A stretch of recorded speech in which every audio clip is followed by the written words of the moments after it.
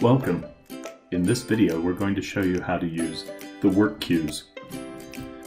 So from your dashboard login, go under Work Queues and come down to Title Work Queue. We're going to take a look at this one set up in our QA environment, just so you can get a layout of it, and then we'll go look at the actual one used by Land Title. So you see we have columns here. We've got the order number, checked out by, customer status, age, this is the age of the file in the queue, the title unit, product requested, steps that have been tracked in the order, whether the file is a rush or not, the address, the date the order was placed, the title deadline if there is one on the order sheet, the closing date, again if there is one on the order sheet, the county, the title office, property type, whether it's residential or commercial, the brief legal description from the order sheet. Then we have a search ID column, and we'll look at that in the other screen. The buyers, sellers, and lender that come from the order sheet, owner's coverage amount, loan coverage amount, tax account number, credited customer. We have the ability to post a step right from in the queue here, and then we have this remove button. As long as we're looking at the remove button, it's recommended to never use the remove button, and we'll talk about that in a bit. So before we look at an actual queue, what I want to show you is the admin screen. So to talk about how files are populated to this queue and how they are relieved from the queue, we can go up under the admin menu drop-down and come to System Administration. Not everybody will have access to the System Administration screen.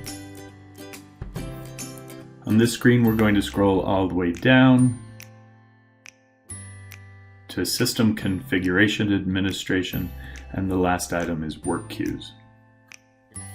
Now we're going to identify which work queue we're going to talk about. So I can just filter this for title. There's the title work queue. So this is where we will identify the steps that cause a file to populate to the title work queue and the steps that cause a file to be relieved from the title work queue. So our tracking steps are laid out in another administration screen. The first step when we create a new order is this new step. So of course we want that step to populate the file to the title work queue. Then when we have completed the order and delivered the commitment, we will automatically post a CDEL step, and that will relieve the file from the queue. There are other times we might want the file to be relieved from the queue even though we've not written the commitment yet. In this case, if the file gets canceled, then of course we don't need to work on it, so we can track a cancel step, and that cancel step will relieve the file from the queue as well. So let's say the file was canceled, then we get a call saying it was revived. How do we get the order back into the title work queue? We can't track another new step, so instead we've got a couple other steps that we can add. One of them is the exam R step. So I just add a new row, type exam, scroll down and find exam R. And now exam R becomes a populate step. There's a couple of items here that we can also look at. Can this exam R step be tracked after the order has been canceled? Absolutely, that's why we want it. What about after the file has been confirmed, after the closing has been confirmed? Probably not, so we'll leave that blank. We actually have two steps, and any number of steps can be set up this way, but we also have a search M step, and we'll also allow that if canceled. So now in this situation, the file gets canceled, it gets relieved from the queue, but then either an exam R or a search M step is tracked after the order is canceled, then it populates back to the queue. All right, now we're back into the Land Title system and we're looking at the live title work queue. It's the same columns of information. All of this pulls from the order sheet. And if we take a look at this order here, we can see that the only step tracked is the new step. This means that that's the step that populated the file to the queue. You can see new in this order and in this order. You can't see it in this one because there are too many steps and we don't show everything. It would just cause the screen to go on and on. So this is a look at the order numbers. Down at the bottom of the screen here, pull that up, we can see that a couple of examiners have checked out some files. When that happens, their name populates to this checked out by column, and we see what time and what date they checked the file out. The check-in button is not available to all users, just admins. And this is in case the person who has the file checked out is at lunch or gone for the day. Somebody else can still come in and check the file back in. Now with that said, just because somebody has the file checked out doesn't mean that it's locked.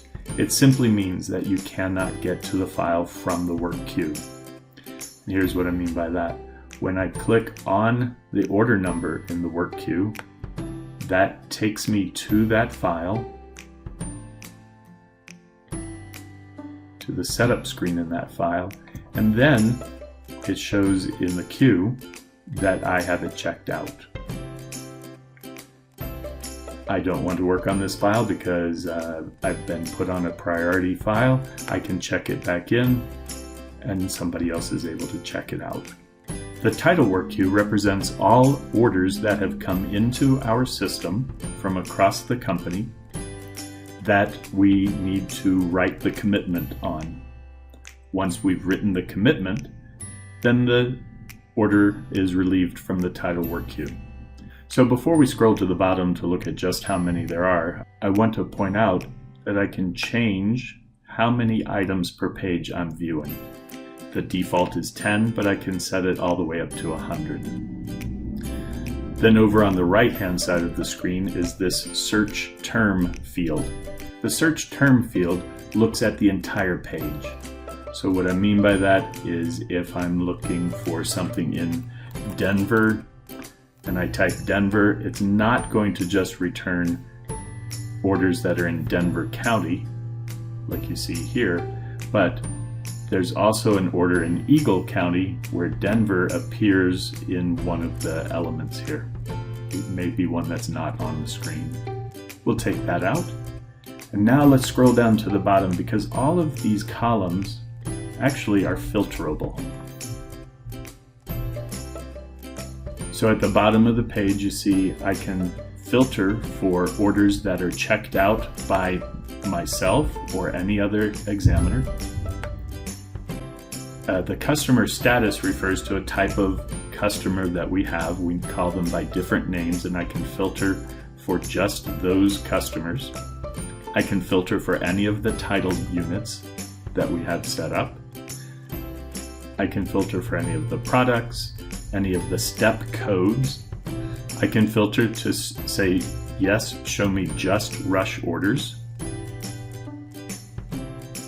And then I can clear that. I can actually filter for addresses, order date, title deadline, closing date. We can filter by those. The one that's used most often, I guess, is filtering by county and property type, residential or commercial. And then we can also filter by title office. So what that looks like is if I am filtering for orders that are in Park County, and I just want residential orders in Park County, but I don't want orders that are associated with the Cherry Creek office, I can select Cherry Creek and then exclude those. So you see the exclude checkbox anywhere below there. I can select a filter term and tell it to exclude those from the results. Then when I want to reset everything, I can clear all filters. So filters are a great way to view a subset of the entire queue.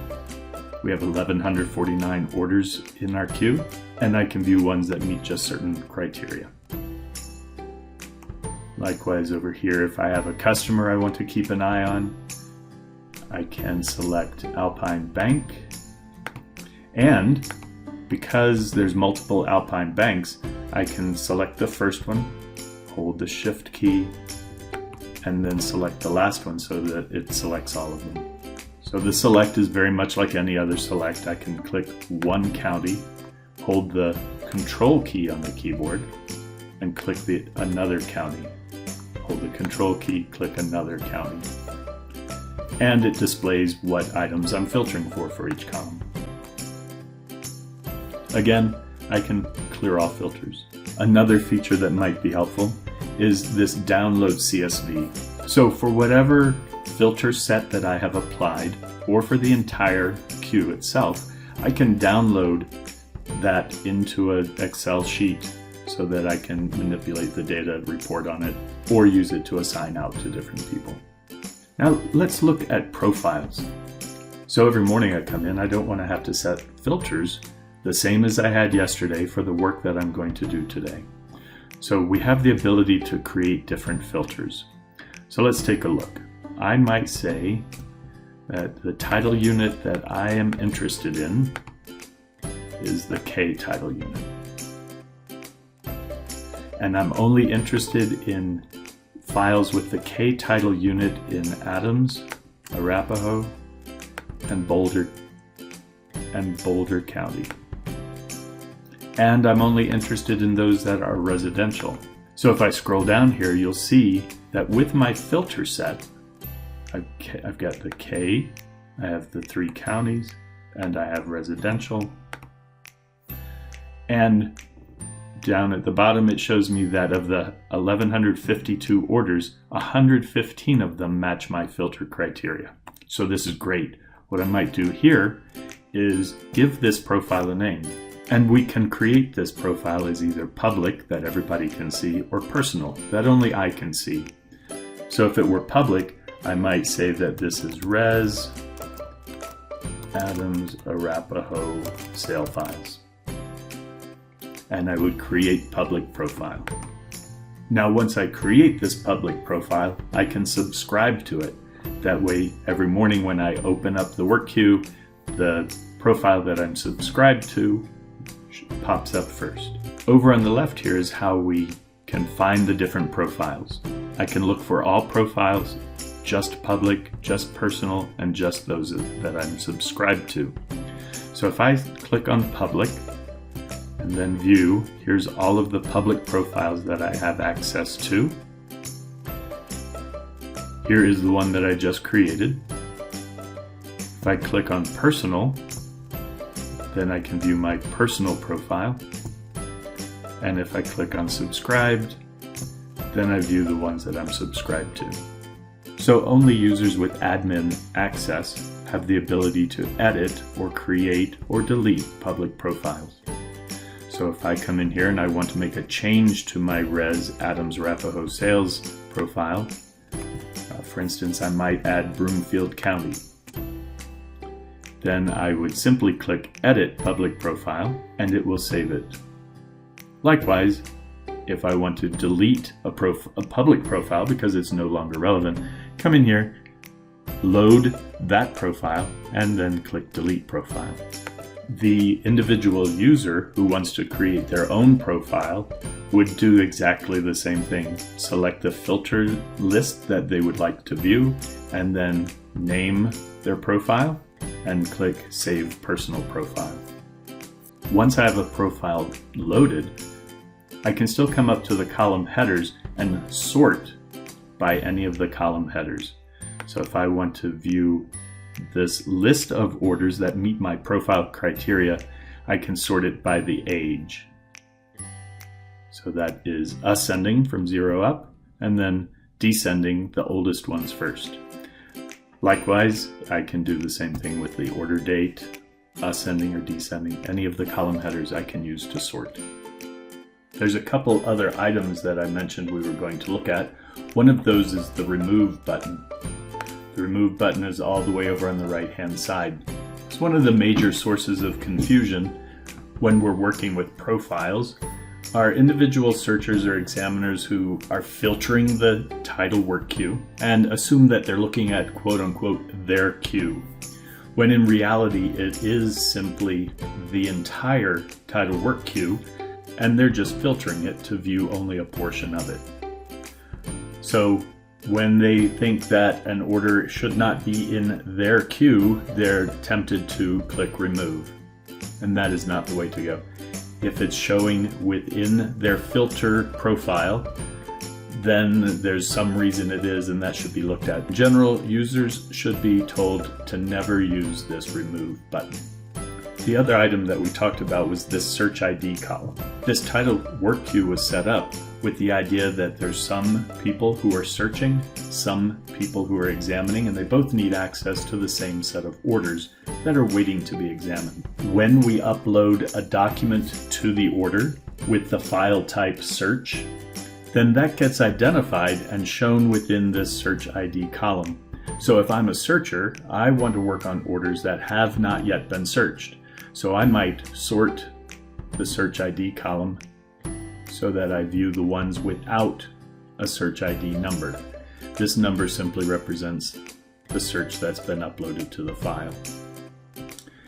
In a case where the examiner is doing all the work, this column probably would not be used. So that's the title work queue. The other work queues all function in a very similar way with filtering.